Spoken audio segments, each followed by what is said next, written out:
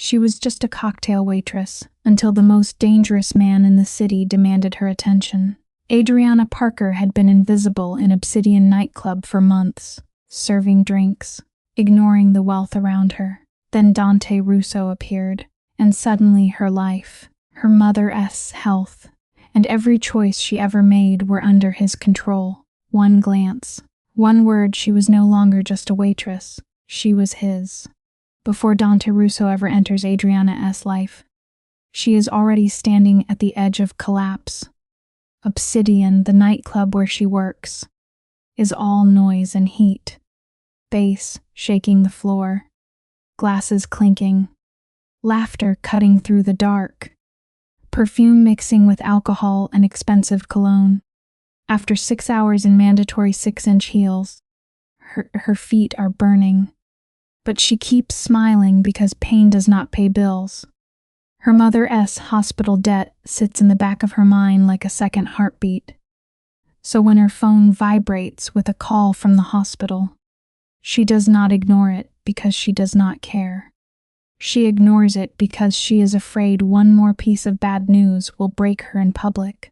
Still, Adriana does what she has trained herself to do. She straightens her shoulders, lifts the tray, and walks toward table 7 with a smile that has nothing to do with happiness. Then the room shifts, not loudly, not all at once, but enough for her to notice. The bouncers at the entrance stand taller. Conversations dip. Path clears without anyone being asked. Dante Russo steps into Obsidian with stone-faced security around him, and the club seems to understand before Adriana does that a more dangerous kind of power has arrived. He does not look around like a guest. He looks around like a man deciding what already belongs to him. Dante Russo is impossibly composed. Dark suit, still hands, eyes that move slowly but miss nothing. Adriana's first instinct is to look away.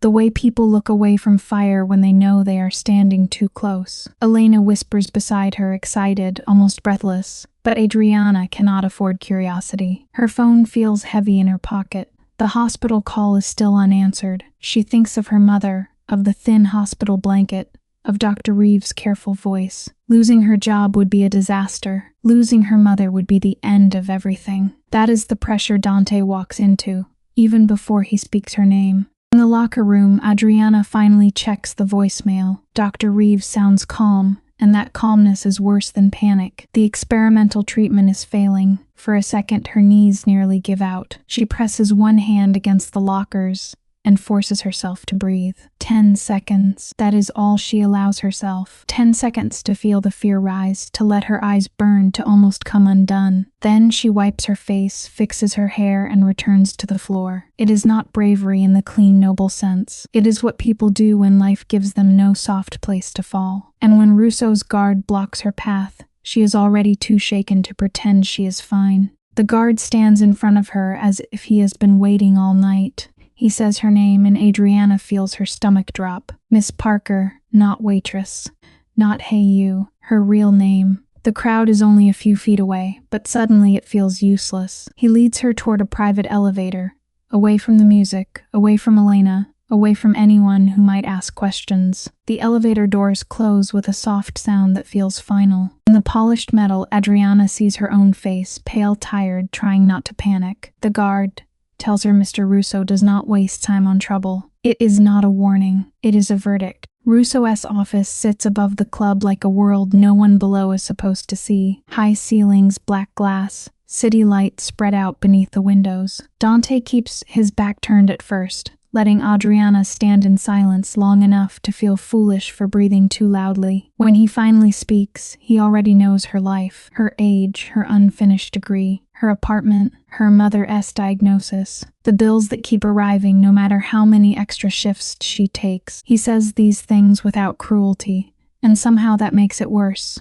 He does not need to threaten her. He simply shows her that she has no secrets from him. Dante moves with unsettling patience. He does not crowd her, but he closes distance in a way that makes every inch feel deliberate. He says she caught his attention because she is disciplined, discreet, and loyal. The words should flatter her. Instead, they make her feel studied. Adriana keeps her voice professional and calls him Mr. Russo.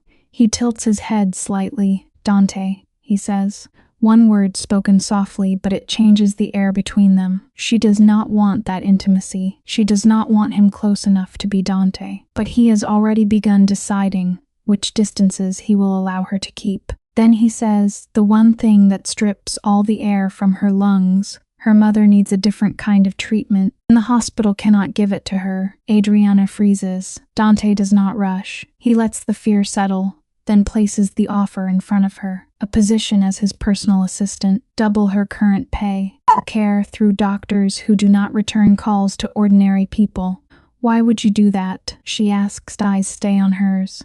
Because you would do anything for her. Not sympathy. It is accuracy. And in that moment, Adriana understands that he has not come to rescue her from desperation. He has come to use it. When he slides the folder across the desk, Adriana reaches for it too quickly. Their fingers brush and a jolt runs through her that she wishes she could explain as disgust alone. It is fear, yes, but also relief. And that relief frightens her more than anything. She pulls her hand back. I haven't, he agreed. Dante's mouth curves, not quite a smile. No, he says, but you will. He says it like he already knows the end of a story she has not begun reading. Adriana leaves with the folder pressed to her chest, feeling as if the elevator is carrying her out of one life and into another. Later, hidden in a bathroom stall, Adriana opens the folder with shaking hands. A contract, a business card, a pre-signed check, large enough to make the hospital stop calling, large enough to make Dr. Reeves listen,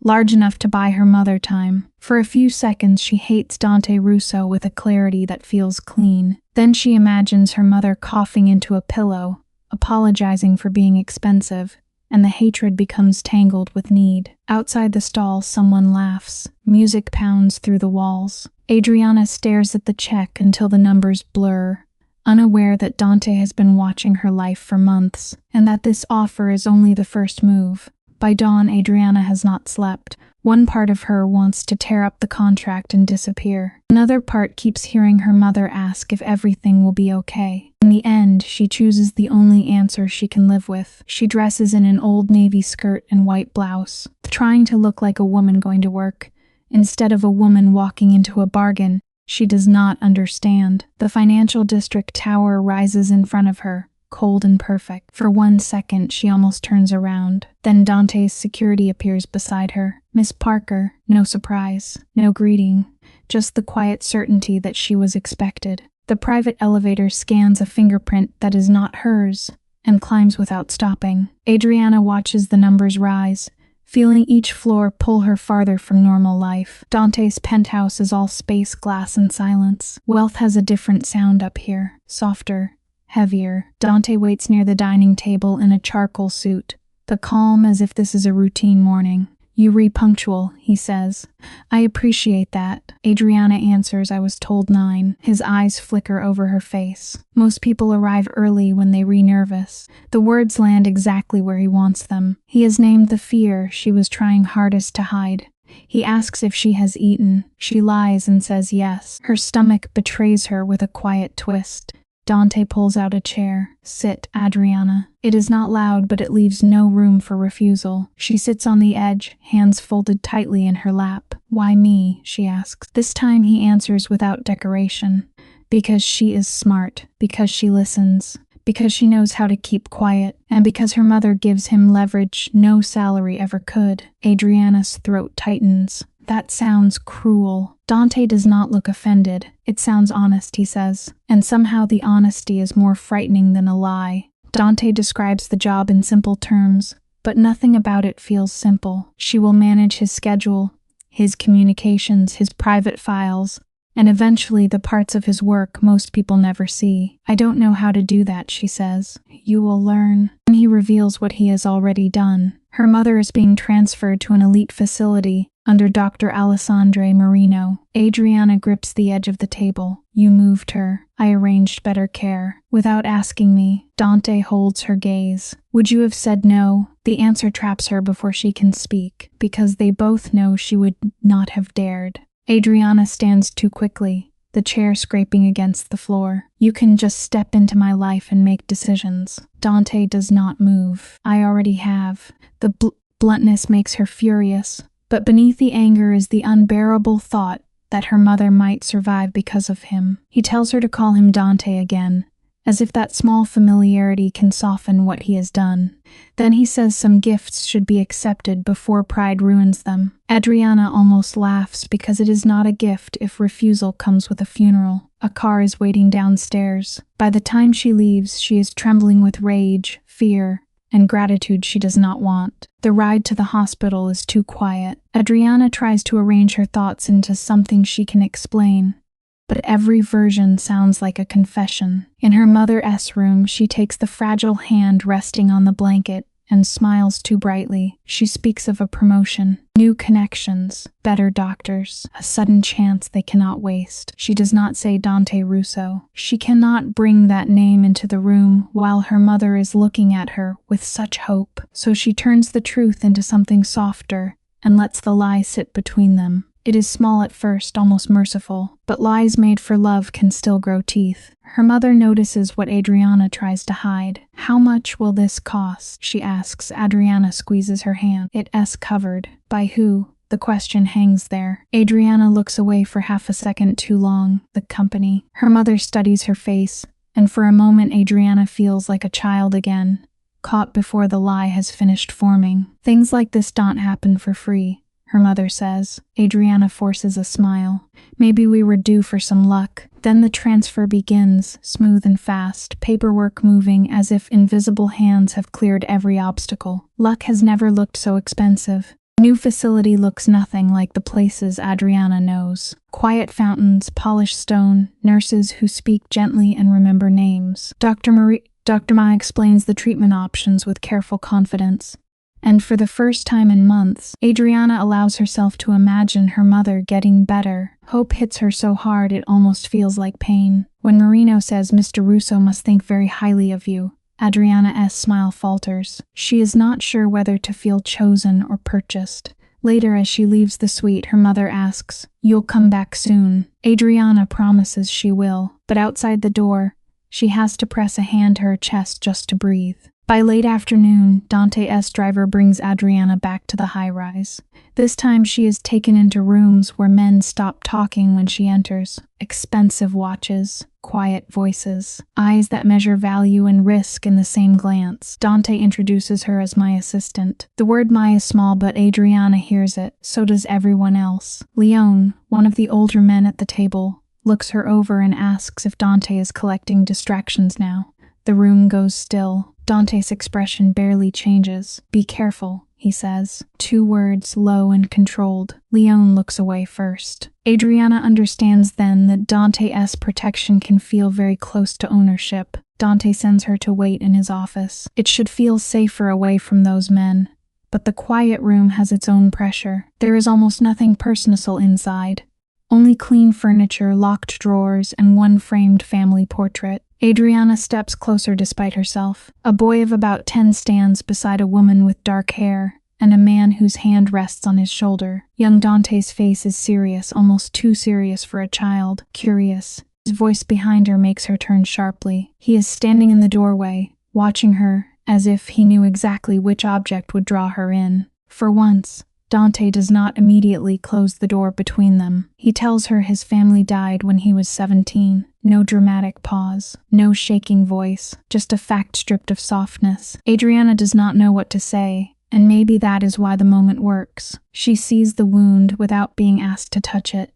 Then Dante shifts back to business so smoothly it feels intentional. Her mother is settled. Dr. Marino will update her through the secure phone. He places a laptop and a locked device on the desk. For work. Adriana looks at them and thinks of a leash made sleek enough to be mistaken for a gift. And Dante asks for her personal phone. Adriana's fingers close around it instinctively. Why? Because unsecured devices create problems. It's my phone. Now your problems are my problems. The words should comfort her. They do not. She hands it over slowly, feeling as if she has surrendered a piece of air. Then he tells her her lease has been paid, her belongings will be moved, and an apartment below his penthouse is ready. Adriana stares at him. "You planned this before I agreed." Dante's answer is quiet. "I plan for outcomes." For the first time, she wonders how many versions of her life he has already prepared. Dante makes her say she understands who he is. Not the details, not the names, but the shape of it: power, fear, money, favors, consequences. Adriana asks what happens if she walks away. He does not threaten her. He does not need to. Your mother's care continues for now, he says. For now. Don's silence answers better than words. Adriana feels anger flare again, but it has nowhere to go. If she leaves, she risks the only person she cannot lose. If she stays, she risks herself. That is the cruel design of the choice.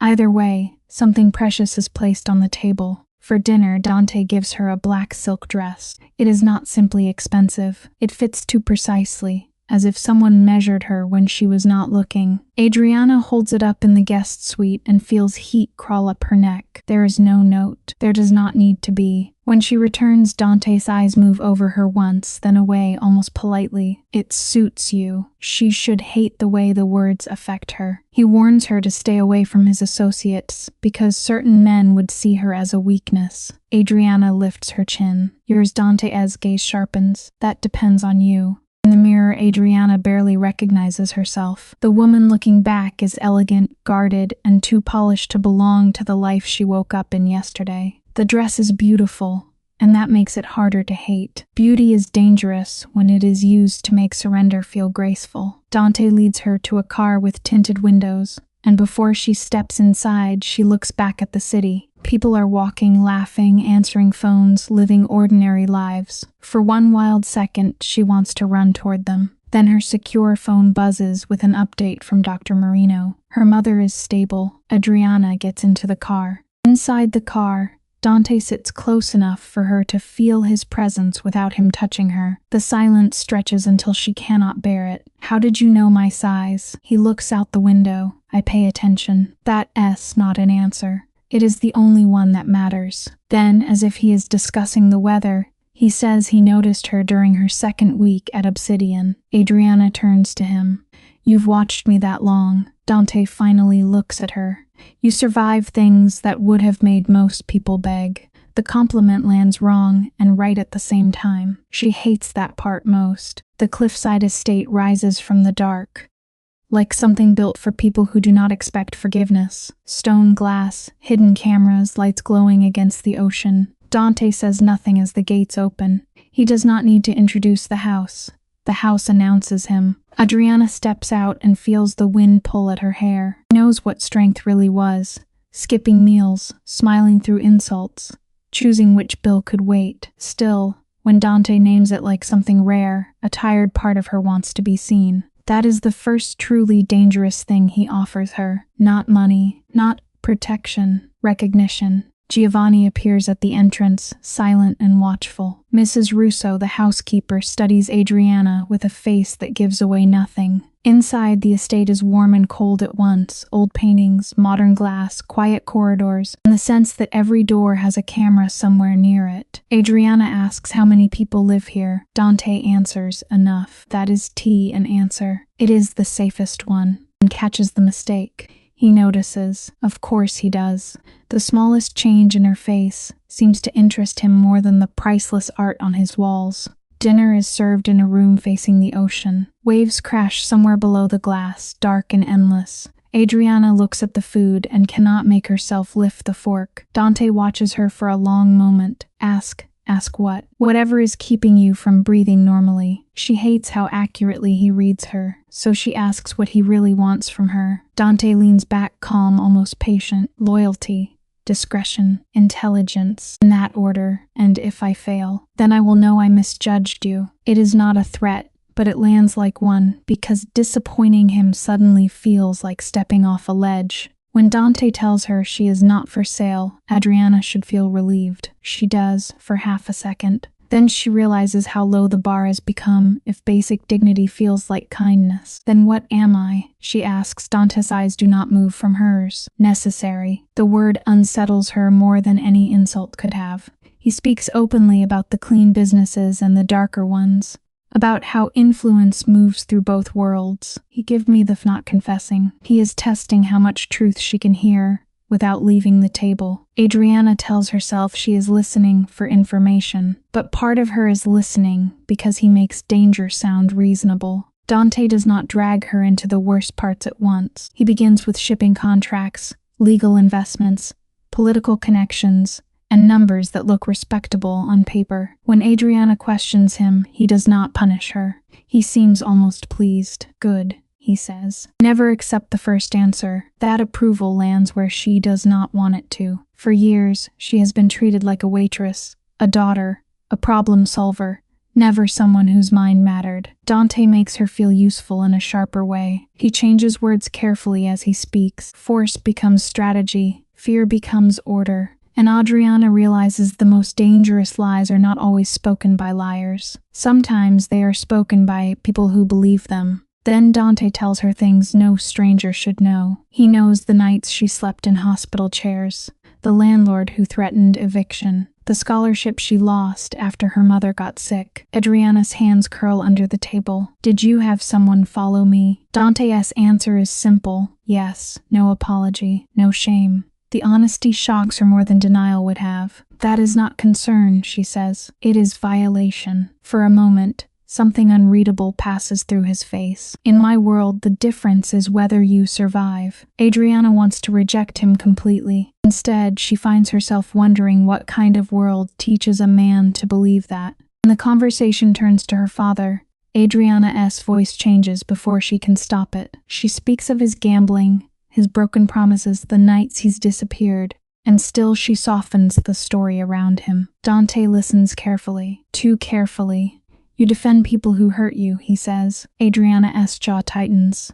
You don't know what love does to people. I know exactly what it does, Dante answers. It gives others a handle. The coldness of it should repulse her. It does. But then she asks, is that why you have no one close? Dante's mouth twitches, almost amused. You assume distance means loneliness. Does it? He does not answer. For Dante, family is not tenderness. It is loyalty tested under pressure. It is who stands beside you when the room turns dangerous. Adriana hears the hardness in his voice and wonders how much of it was built and how much was born.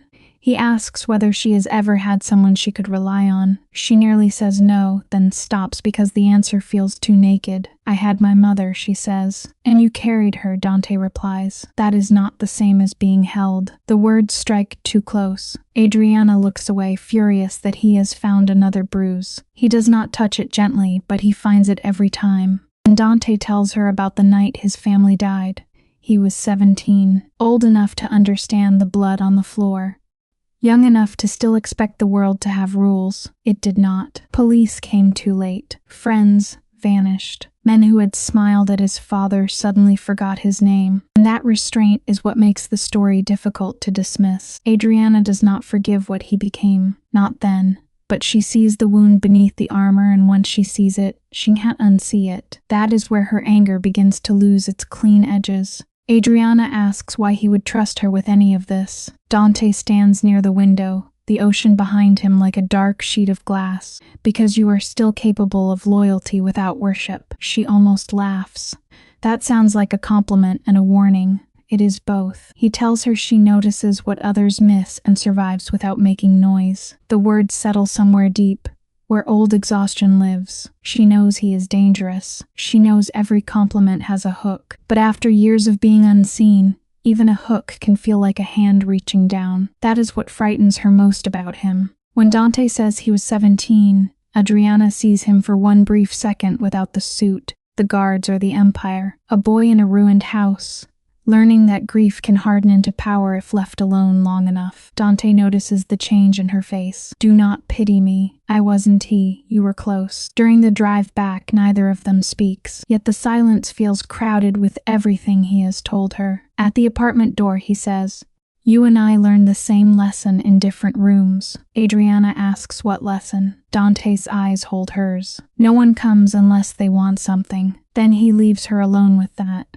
Later, he allows her to call her mother. The word allows sits in Adriana's chest, but she pushes it aside when her mother answers. Her voice sounds stronger. Not healed, not safe, but stronger than yesterday. Dr. Marino's team has begun new tests. The room is comfortable. The nurses are kind. Adriana closes her eyes and lets relief pass through her so fiercely it almost hurts. This is the part of Dante's power she cannot hate easily. The result is real. Her mother is breathing easier because of him. And when a dangerous man becomes the reason someone you love survives another night, gratitude becomes a difficult enemy. Her mother hears the strain in her voice anyway. Adriana, are you safe? The question nearly breaks the lie. Adriana looks toward the door, toward the hall where Dante's people move like shadows. Yes, she says. It's just new. What is his name? Adriana hesitates, and her mother hears that too. Dante Russo. Silence, then a small, sharp inhale. Russo. Adriana sits up straighter. I know that name. Her mother tells her to leave. Not soon, not carefully. Now.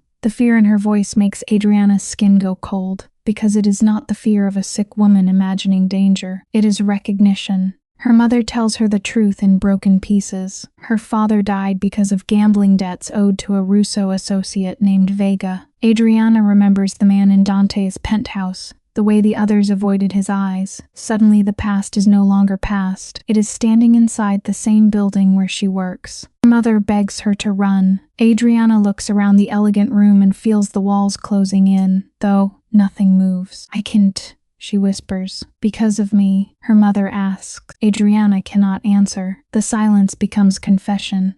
Love has trapped her more effectively than fear ever could. After the call, Adriana does not sleep. She stands at the window until the city turns gray with morning. Dante watched her for months. Vega knew her father. Her mother recognized the Russo name. None of it feels random anymore. She opens the apartment door once, just once, and looks toward the elevator. No one stops her. That almost makes it worse. She could walk out, maybe. She could phones the button. She could run into the street and disappear. Then her secure phone lights up with a medical update. Her mother's fever is down. Adriana closes the door. For now, she keeps the truth about Vega to herself. Morning arrives with a servant carrying a tailored black suit, elegant shoes, and a blouse soft enough to make Adriana angry. No one asks her what she wants. No one asks if she slept. The outfit is simply placed before her, like the next step in a process already approved. Adriana changes slowly, watching the old version of herself disappear piece by piece. The suit makes her look competent, colder, almost untouchable. She should feel disguised, but instead she looks disturbingly natural. That frightens her. Clothes cannot change a person overnight, but they can make it easier for the world to treat her differently. And sometimes that is enough to start the change. At breakfast, Adriana decides she will survive by watching. If Dante wants her close, then closeness will become information. He notices the suit immediately. You look rested. She picks up her coffee. You're a better liar than I am. For a second, his mouth almost curves. Then he explains the new wardrobe, the apartment, the schedule. His tone is practical, but every detail reminds her how quickly her life has been rearranged. She asks about the staff, the guards, the cameras. Dante answers only what he chooses to answer. Adriana pushes food around her plate, knowing that in this house even silence is a conversation she has to learn how to read. When she brings up her mother's call, Dante does not deny listening. All secure lines are monitored. Adriana sets down her fork. You listened to my mother beg me to leave. I listened to a frightened woman protect her daughter. That does not make it better. No, he says. It makes it useful. The coldness of the answer makes her stare at him. Then she says Vega's name. Dante's face changes by almost nothing, but Adriana sees it. He confirms the debt. He confirms Vega was involved. Then he stops. She realizes he is not giving her truth. He is feeding it to her in pieces, keeping her hungry enough to stay. Dante says Vega killed her father without authorization. The phrase is too clean for murder. Adriana laughs once bitterly. So I am here because you feel guilty. Dante's eyes darken. No. Then why? Because you matter for reasons Vega never understood. The answer should not move her. It is vague, controlled, probably calculated. Yet it lands in the part of her that has been unseen for too long. She hates him for knowing where to aim. Do not make me part of your conscience, she says. Dante leans closer. My conscience died before I met you. It is meant to sound like truth. It sounds like a warning. Dante asks why he would reveal Vega's connection if he meant to use it against her. Adriana has no answer ready, and he knows it. Then he leaves her with cold breakfast and colder questions. 20 minutes later, he takes her to the port. Russo Shipping International rises in steel, glass, cranes, and massive cargo ships moving under a gray sky. Adriana expected shadows. She did not expect offices, payroll, clean branding, and employees who greet Dante with respectful fear. It changes the shape of him in her mind. He is not a man hiding in darkness. He has built a machine large enough to make darkness look like business. 52, spread across 12 countries, with 27 vessels moving under its name. Russo Shipping looks like the kind of empire people praise in business magazines. In the corner office, Adriana meets Salvatore Costa, the official chief executive. He smiles too warmly. The famous Adriana. She goes still. Famous. Salvatore glances at Dante and realizes too late that he has said too much. Dante's expression does not change. Adriana feels the floor tilt under her again. People here knew about her before she arrived. She has not entered this world. A name written into a file long before she saw the folder. The morning is packed with shipping schedules, contracts, acquisitions, and numbers that look clean enough to touch. That normality unsettles Adriana more than open danger would have. If everything were obviously criminal, she could reject it easily. But most of it is legal. Most of it employs people, moves goods, pays taxes, builds influence in daylight. Dante notices her confusion. 90% is legitimate, he says. And the other 10, she asks, requires discretion. Adriana looks at the spreadsheets again. The darker part seems smaller when he says it that way.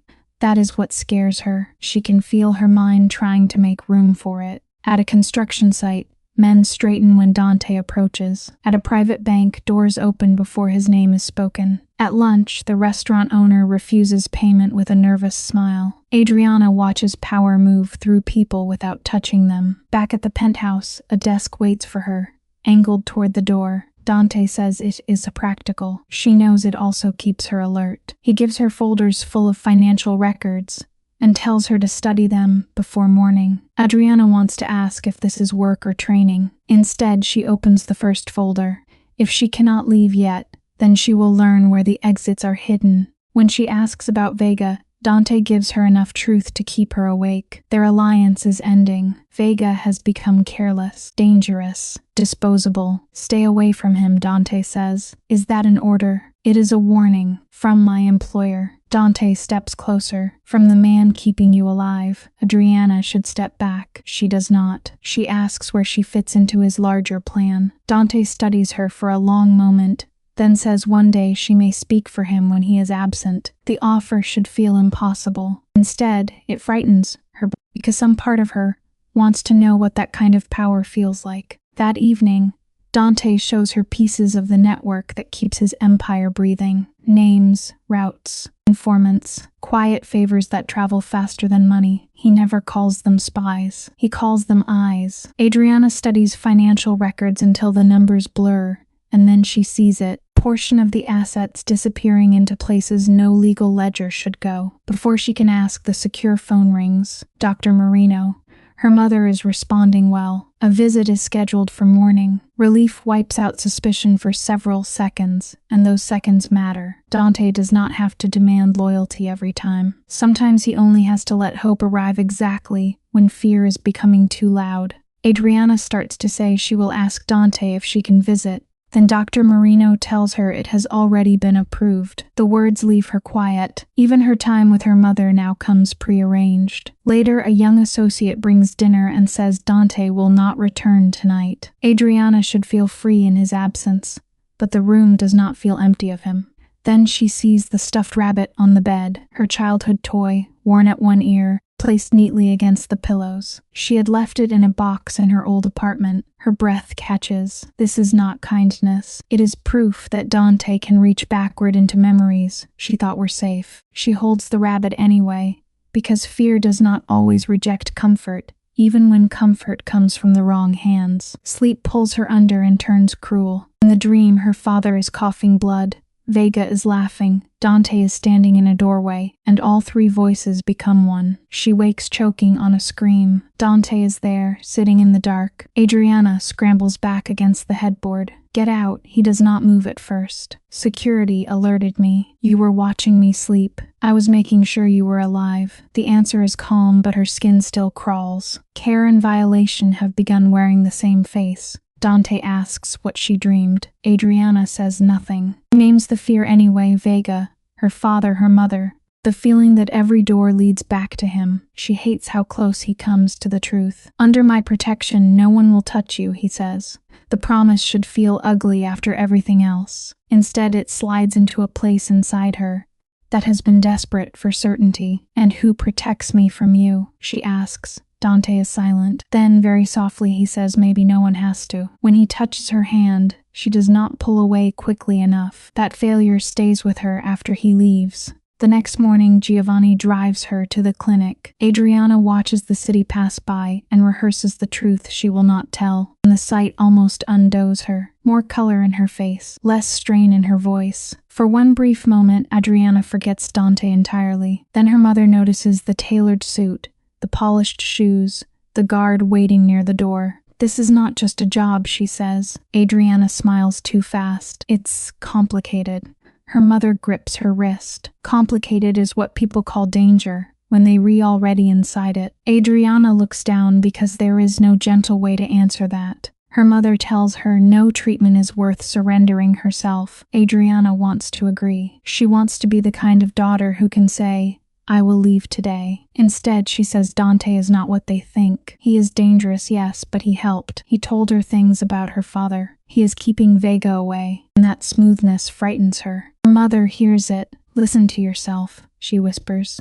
"You are defending the man who took over your life." Adriana's eyes fill, but she blinks the tears back. "I am trying to keep you alive." Neither of them knows how to argue against love. Before Adriana leaves, her mother pulls her close. "Promise me you want to confuse being chosen with being safe." The words follow her into the hallway. In the car, Adriana almost types a message to Elena. "I need help." She stares at it for a long time, thumb hovering over send. Then she thinks of monitored phones, of Dante's quiet eyes, of her mother's treatment schedule. She deletes the message one letter at a time. Outside the window, her old neighborhood slips past in fragments.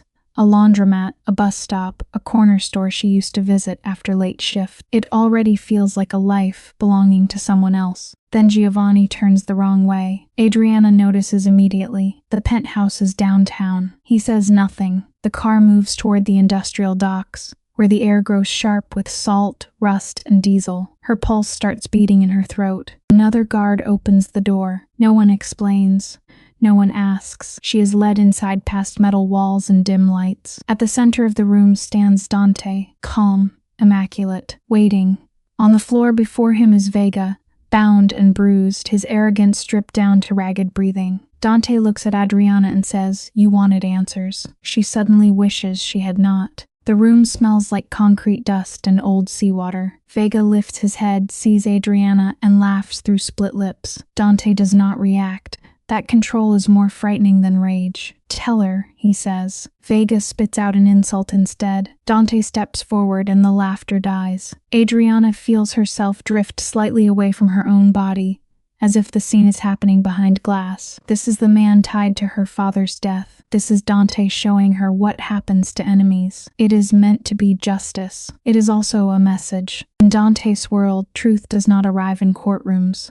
It arrives on its knees. Vega finally speaks. Her father owed $30,000. 30,000. Adriana repeats the number in her head, unable to make it fit the size of her grief. Her father's life, her mother's heartbreak, years of poverty and unanswered questions, all tied to an amount Dante probably spends without noticing. Vega calls her father weak. Dante strikes him so fast Adriana flinches. The sound echoes through the warehouse. Part of her is horrified. Another part is glad Vega hurt. That second feeling scares her most. Violence has entered the room, but it has also entered her. She understands then how easily pain can ask for ugly things. Dante forces Vega to confess not only to her father's murder, but to something larger. Vega's people were connected to the night Dante's family died. Adriana looks from one man to the other, and the room rearranges itself around that information. Her father and Dante's family, separate wounds she thought belonged to separate worlds,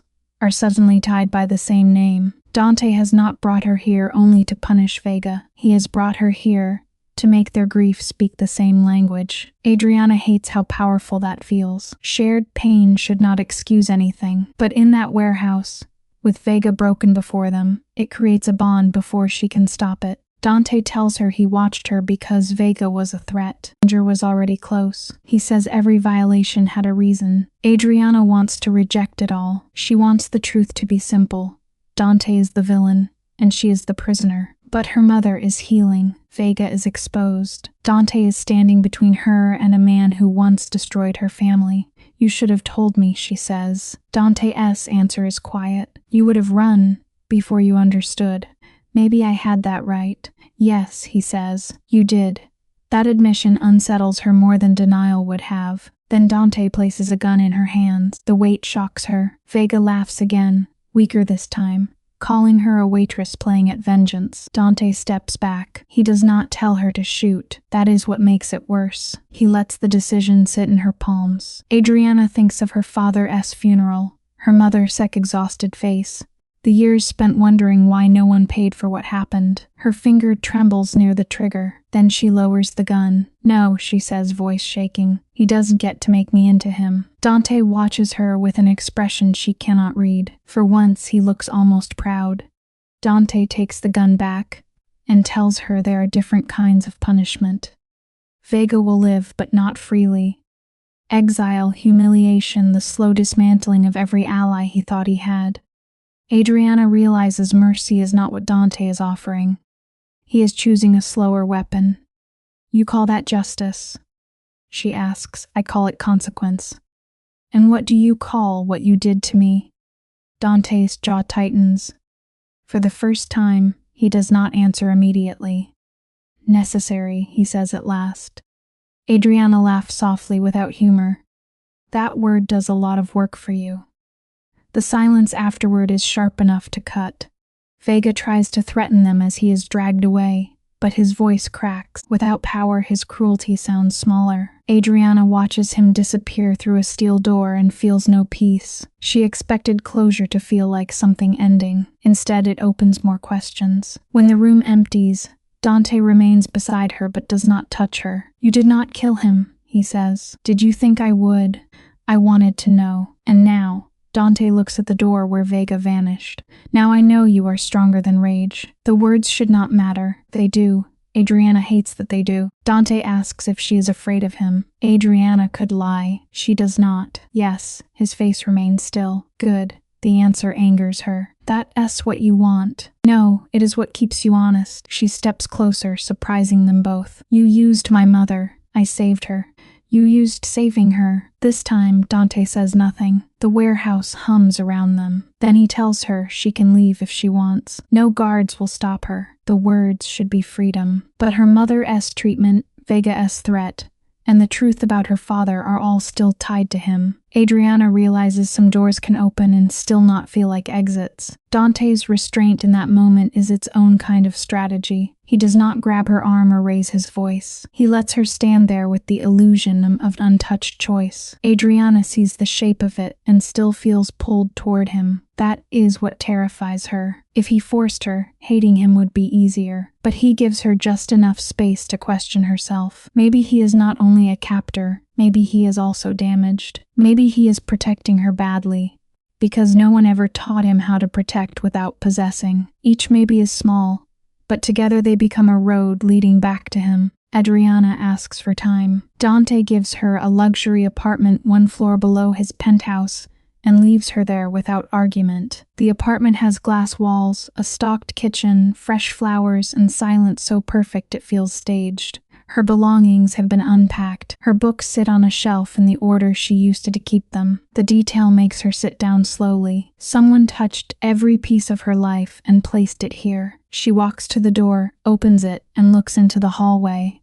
No guard stands there. She could leave. She closes the door anyway. Not because she has forgiven him, because she no longer knows where leaving would lead. The apartment begins working on her in quiet ways. Her favorite tea is in the cabinet. Her mother's visit is scheduled. Her work files are arranged neatly on the desk, and that is what makes it effective. At the clinic, her mother asks again if she fears Dante. Adriana says, "Not the way I should." The honesty surprises them both. She talks about his legal businesses, his discipline, the way he keeps his word when it benefits him. Her mother listens with tired sadness. "You are trying to divide him into good and bad pieces." Adriana looks at the floor. "Maybe I need one piece I can survive." Her mother does not approve, but treatment has softened the edges of her fear. Dante is dangerous, yes, but his doctors are helping. That contradiction sits between them like a third person. Before Adriana leaves, her mother says, "Promise me you will know the difference between being protected and being owned." Adriana promises, though she is no longer certain she knows. On the ride back, she looks at her reflection in the window. Tailored suit, tired eyes. A woman learning the language of a world she once would have run from. By the time the car reaches the penthouse, her decision is not fully made, but her resistance has changed shape. Dante finds her waiting near the bar. He looks tired in a way she has not seen before. Tie loosened, sleeves rolled, a glass of whiskey untouched in his hand. The sight makes him look almost human, and Adriana resents how much that matters. "I'm staying," she says. Dante does not smile. Why? She could say because of her mother, because of Vega, because leaving feels more dangerous than staying. Instead, she says, "Because you gave me a choice." Dante's eyes darken as if he knows that is only partly true. "Do not romanticize me, Adriana," she answers, "then stop making it so hard to hate you." Dante warns her that his world will take more from her than she thinks. Adriana lifts her chin. "I am not your weakness." "You are exactly that," he says. The words should humiliate her, but they do not. They make her feel dangerously important. Then he tells her the final truth about her father. His own uncle ordered the death, and Dante killed him 3 years ago. Adriana's breath catches.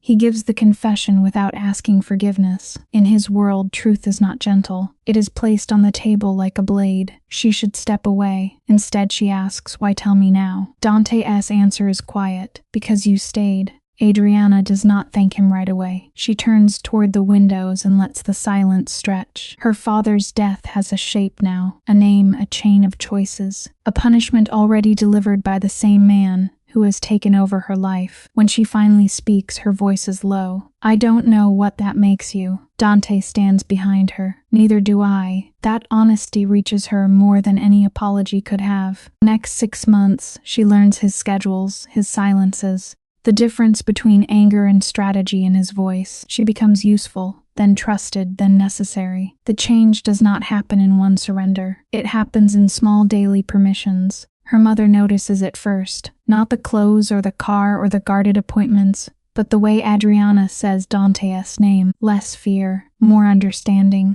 maybe even tenderness. Dante looks at Adriana differently too. Like a man who has found something he will not survive losing. The cliffside estate no longer feels only like a warning. Some nights, with the ocean dark beyond the glass, and Dante working silently beside her, it feels almost peaceful. Then one evening, Adriana opens a restricted file by accident, sees a name she was never meant to see, Parker Contingency. Her hands go cold before she even reads the first line. The file is dated weeks before Dante approached her at Obsidian. It contains her mother's medical records, her lease information, her work schedule, and 3 possible outcomes for subject compliance. Adriana reads the words again and again, hoping they will become something else. They do not.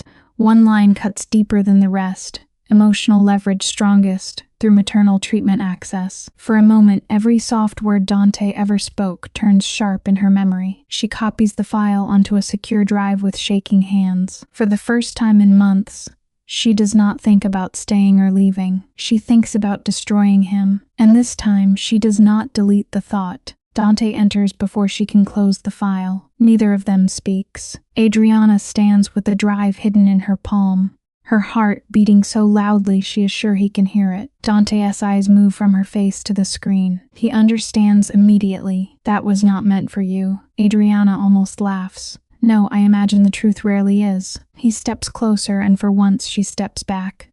"Was any of it real?" she asked. Dante's silence lasts too long. Then he says, "It became real." That answer nearly breaks her because it is both confession and excuse. Adriana realizes the worst prison is not the one built on lies. It is the one where some of the lies turn into love. That night, Adriana almost betrays him. She writes a message to Elena, attaches the file, and stares at the send button until her eyes burn. One touch and Dante's empire could begin to crack. One touch and her mother's treatment could vanish. And every man who wants Dante dead might learn exactly where to strike him. She sits there for nearly an hour, the city glowing beneath her window. Then Dante's voice comes from behind her. If you send it, send all of it. He places another file beside her. Inside are the names of Vega's remaining men and proof that they have already marked her mother's clinic. The choice becomes crueler, not clearer. When an attempt on Adriana's life is stopped by Dante's hidden security, the fear completes what tenderness began. The danger comes from his world, but in the shock afterward,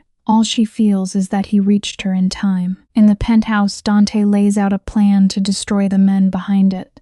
Then he asks for her help, not as an assistant, not as a witness, as the restraint he believes he lacks. I need your conscience, he says. Adriana looks at the file she almost sent, then at the man who planned her capture and still somehow became her shelter. She should refuse the burden. Instead, she hears need in his voice and mistakes it for trust. Adriana draws new lines because lines are all she has left. No innocent people, no punishment for pride alone, no decisions about her mother without her knowledge. Dante agrees to each rule, but she knows agreement from him is never surrender. Over the next month, their pattern hardens. She argues for mercy. He decides how much mercy serves the outcome. She softens the language.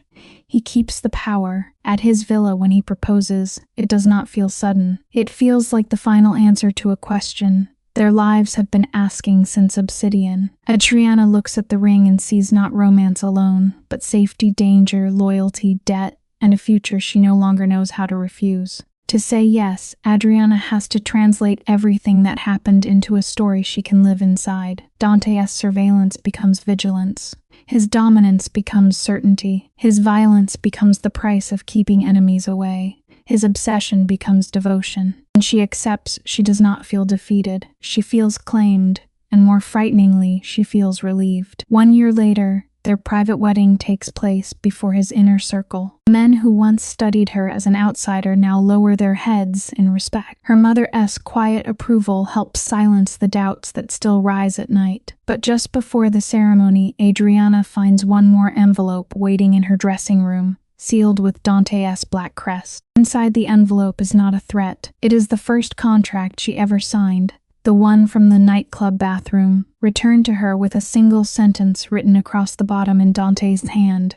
You were never my employee. Adriana stares at the words until the room feels too small. At the ceremony, the vows sound romantic, but beneath them lies a harder promise. They will defend each other against a world both of them believe is hostile. When Adriana repeats his words, she chooses to call the bond redemption. Perhaps she needs that word. Perhaps without it, she would have to face how much of herself she left behind to stand beside him. In the end, Adriana steps into her future as Dante Russo's bride, believing she has chosen it. And maybe in the narrow space left to her she has. The man who once watched her from the shadows is now the man she calls protector. She believes her compassion can reach what grief and violence buried inside him. She believes love can turn survival into something gentler. Around her, Dante's world waits, elegant, loyal, brutal, and unforgiving. Adriana holds his hand and looks toward a future built from danger and devotion. Whether this is rescue or ruin, she can no longer tell. Then Dante leans close and whispers, "Now you know everything." But Adriana knows he is lying. Every mafia boss story is not only about power, money, revenge, or fear. Beneath the violence and darkness, there is often a painful human lesson about choices, consequences, loyalty, family, and the price of ambition. This story reminds us that no matter how powerful a person becomes, no one can escape the truth forever. Hundreds of people, and make others tremble at the sound of his name. But if his heart is empty, his victory is never complete. The mafia boss in this story represents a man who built his life on control. He believed that fear was stronger than love, that silence was safer than honesty, and that power could protect him from pain. For years, he may have won every battle in the streets, in business, and among his enemies. But the most important battle was never outside him. It was inside his own heart. That is where he truly lost himself. One of the most meaningful lessons from this story is that power without morality becomes a prison. Many people dream of becoming rich, respected, or feared. They think success means having control over others. But real success is not measured by how many people obey you. It is measured by how many lives you protect, how much peace you create, and how much good remains after you are gone. The Mafia boss had money, influence, and protection, but he did not have peace. His life shows us that a person can be surrounded by luxury and still feel completely alone. Another important lesson is that loyalty is valuable, but blind loyalty can destroy lives. In the world of crime, loyalty is often treated like the highest law. People are expected to follow orders without question. Never mean giving up your conscience. A loyal person does not simply protect someone's secrets.